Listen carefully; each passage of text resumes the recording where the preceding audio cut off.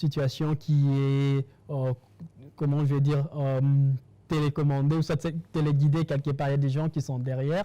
Pour donner un espoir à l'avenir de la jeunesse qui tôt ou tard prendra la relève et pour ceux qui luttent pour leur liberté, que préconisez-vous?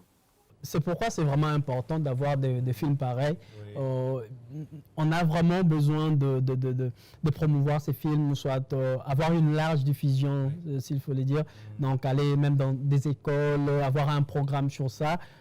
Ça va permettre aux gens d'avoir des modèles, en fait, soit les jeunes Africains d'avoir des modèles. Ils vont comprendre que tout ce qu'on vit aujourd'hui, nos ancêtres l'ont vécu dans le passé et ils se sont battus. Et s'ils se sont battus, ils n'ont pas eu peur. Pourquoi devant nous avoir peur?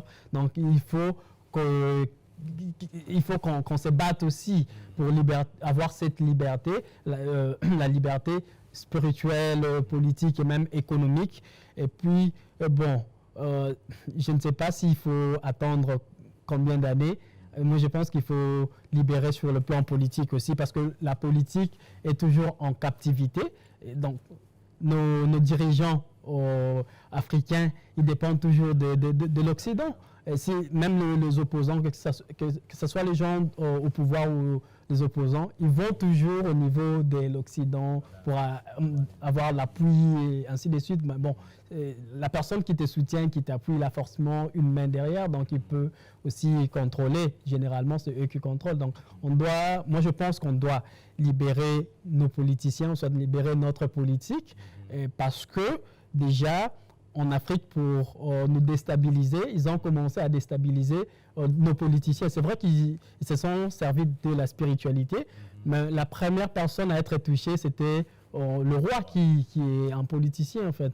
Donc, nous avons ces devoirs-là et le mouvement spirituel au niveau de l'Afrique, c'est grand devoir de sensibiliser nos politiciens, qu'ils puissent vraiment retourner dans nos sources, retourner dans notre culture, notre spiritualité pour avoir cette liberté, en fait.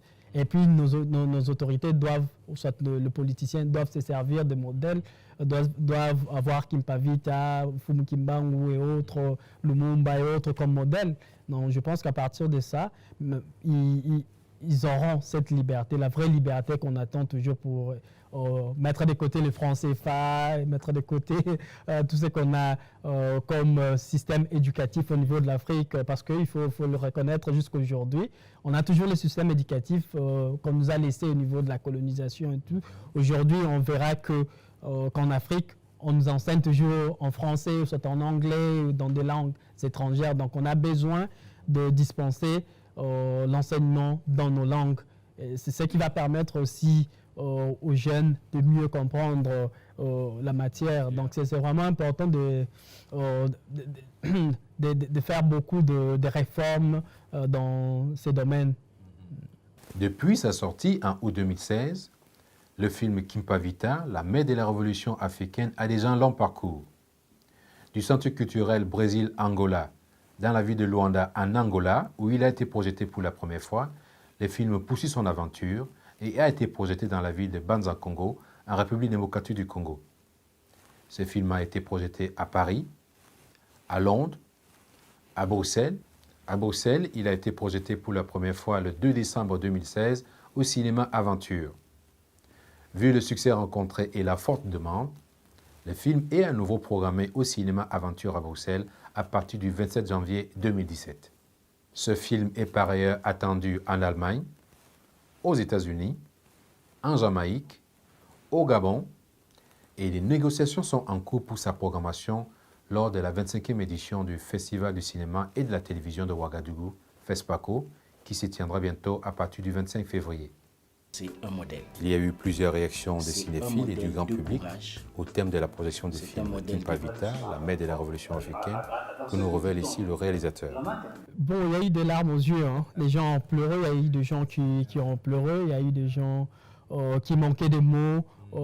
Parce qu'il faut dire que c'est une première en fait par rapport à notre histoire, c'est quelque chose que les gens attendaient depuis plusieurs années, puis il faut dire même depuis des siècles, même depuis l'histoire du cinéma, on n'a pas eu cette occasion de faire un travail pareil, soit un film qui parle de réalité, soit de notre histoire, avec plus de précision, et puis raconté par les Africains eux-mêmes.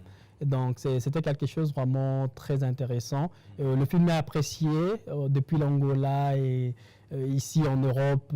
Et puis, il y a vraiment la